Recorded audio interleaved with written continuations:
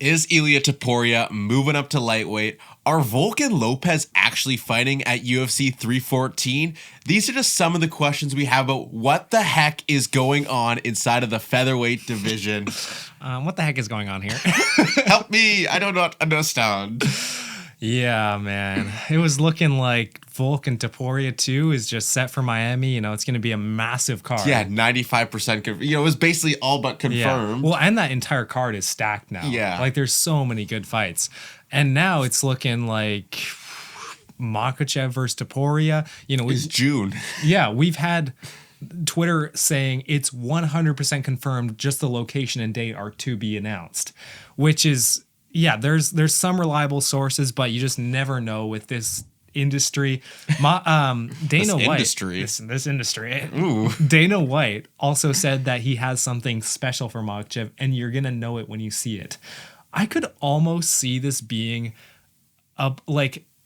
we're all assuming it's the Topuria matchup, but on the other side of the coin, I could almost see this being the Bilal fight, because what if Shavkat's still injured? Well, and here's the thing too with Islam is like, why would Islam want to fight a third featherweight champion? You know? Like obviously, I don't think that the fact that Volk was a featherweight really impacts, Islam's legacy.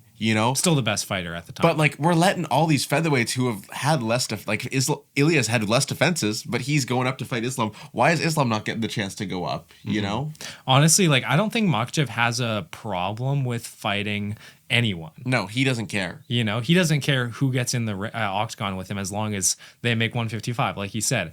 But yeah, at a certain point, you kind of have to just give him the shot to do something great. Yeah, and then if he goes out there and just bullies Bilal, and you float around the question of the triple championship fight. What do you think about all the people who are saying that the Topuria fight does nothing for Makhachev's legacy? Because I disagree. That is stupid. Yeah. Islam beats Ilia Topuria, goes to at least 3 on the all-time GOAT list. Yeah. And if you look at the future, how they both do, I think Topuria, even if he loses the Makhachev fight, still a dominant force in the featherweight division. It could realistically be Topuria's only loss in his whole entire career. Exactly. So that would propel Makhachev to the GOAT. Well, and you could see a world where this fight happens in 2025, 2027 we get the rematch. This is a fight where we could see it happen again, and then Ilia. What if Ilia tops him the second time around? with Islam on the way out. Then it's this.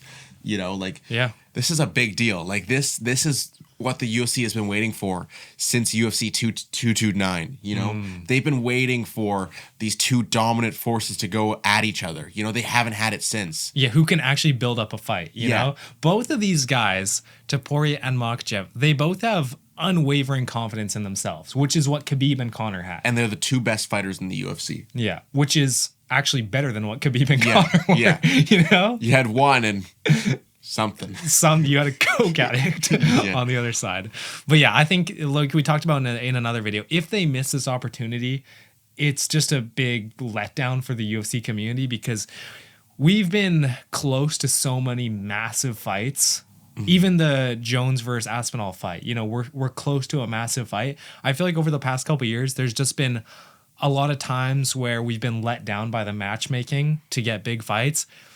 I'm not saying that in an ideal timeline for me, this fight would happen next. I actually would prefer Topuria to fight 2 more times in featherweight, get more experience so he has even bigger credentials, and then go up. This is where we differ. I was talking about this morning, is I'm all for Ilia going up right now if he actually is going to move up to lightweight. If this is a one-time deal where he's just going up to lightweight one time, then it doesn't really matter for me. But if he's actually going up to lightweight to fight Makhachev, and he's going to stay up in lightweight, then I want this fight to happen as soon as possible, for the pure fact that if Ilia stays in featherweight, beats Volk, beats Lopez, beats Evloev, and then goes and fights Ilia, wins or loses to Ilia, and then he loses to Ilia or Islam, and then comes back down to featherweight, or he wins and stays there, what does that leave that division in? The featherweight division is toast at that point.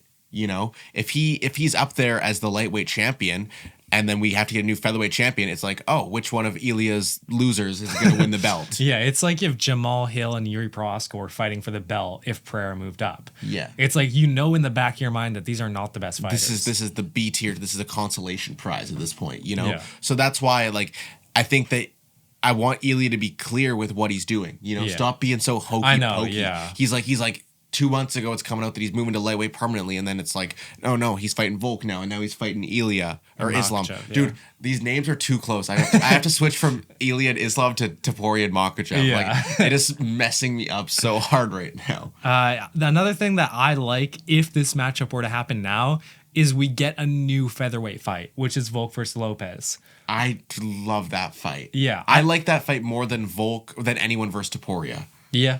Because, well, yeah, better storyline, right? And so unpredictable, because like, what version of Volk do you get? Like, how good is Lopez? Like, that one is so tough to predict.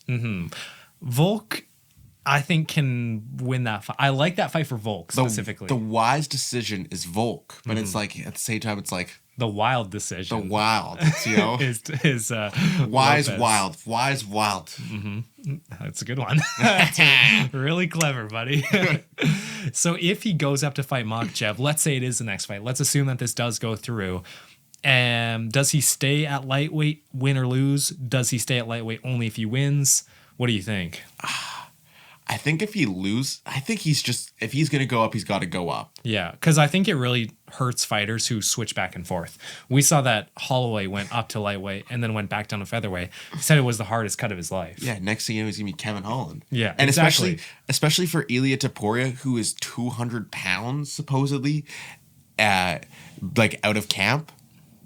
Him staying in lightweight and then trying to make that next cut, it's going to destroy him. Bro's a capper. Bro is not 5'6" and 200 pounds. That you're obese if you're 2'6". Yeah. I don't believe that. I think he said 190 in the video, but Still huge. Still Like, huge. You're still cutting 55 pounds. yeah, and you're ripped like year round. That just doesn't make sense to me. No. I think he is the quintessential featherweight fighter. He looks great at featherweight. He doesn't look too weight drained. I like, obviously I'm not in the camp, but I remember an even older video that said he probably still does, drink red wine to cut the weight because it helps him sleep. And so it's like, if you're drinking red wine the night of your weight cut, is it really that bad? Tell me honestly, is it really that bad? You're a capper, bro. And no one remembers this, but yeah.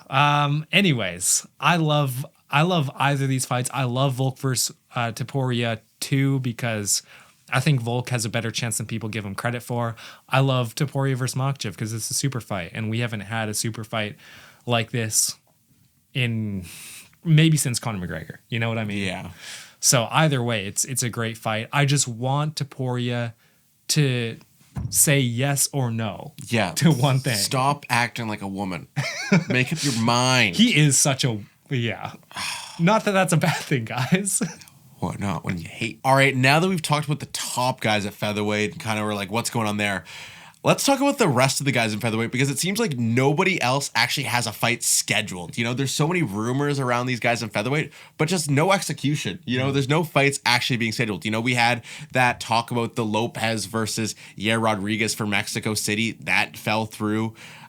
We have talks about like Ortega going up to lightweight permanently, fighting a guy like Gamrot. You know, we have fight news around Arnold Allen that we can't remember, but yeah. I'm sure that there was some. Yeah, there was rumors against Arnold Allen, and then you even have like, why is Max Holloway still ranked in the division if he's not going to be fighting there? It's just taking up a number 2 ranking spot. You have Diego Lopez, who's looks in shape, to say the least. The dude is like absolutely in shape at training with Pereira. Yeah. Shama! I think if Pereira just like added 5%, he accidentally might knock him out. I want to see a video of Pereira grabbing Diego's like the mullet. Shama. You know, and then like if we have a Volk versus like Lopez fight realistically at 314, where does that leave a guy like Evloev? Like, who's he fighting? Yeah, there's no one for him to really fight, because he's not the type of guy that's going to fight down in the rankings, I don't think. Well, it wouldn't be ideal. I think he understands that he probably needs one more fight to get to the championship title fight. But if we look at the rankings here, it's like the Diego Lopez rematch is probably the fight to make with him. Yeah, if you think about it. But Lopez is on such a high right now. You want if we need an interim fight, it's obviously Volk versus Lopez. I think Eloa's his best fight in the division that like still does him some justice would be a fight against Ortega, even though it looks like Ortega's going to lightweight. Yeah, but it's like, okay, well then I'll play the devil's advocate. You beat Ortega. Diego Lopez just beat. But then you're on the same level as Lopez. Say Lopez beats Volk for that interim belt. Yeah, it's like, all right, cool. Yeah, I agree. I mean, even like a Movstar, I guess he's already fought Arnold Allen. Gary Rodriguez, I do not want to see versus Evloev. So it's like Evloev's in a weird position if Lopez versus Volkanovski gets booked for the interim. Honestly, Josh Emmett. Yeah, just go out there and just take him out. Take him out, Josh. Big meaty overhand. That'd be wild.